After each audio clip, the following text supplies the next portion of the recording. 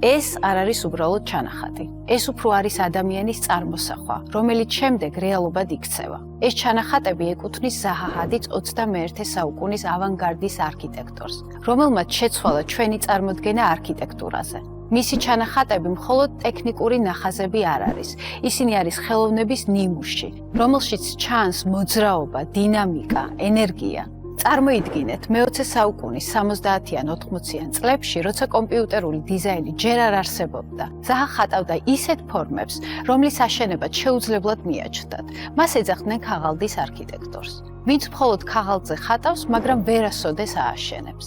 ზაჰა ჰადიდმა პირველი მნიშვნელოვანი პროექტი 44 წლის ასაკში განახორციელა. წლების განმავლობაში უარყოფის მიუხედავად არასოდეს დანებებულა. მან არამხოლოდ დაამტკიცა, რომ მისი ფუტურისტული ჩანახატები შესაძლებელია რეალობად იქცეს, არამედ გახდა პირველი ქალი, ვინც არქიტექტურის პრესტიჟული პრიცკერის პრემია მიიღო.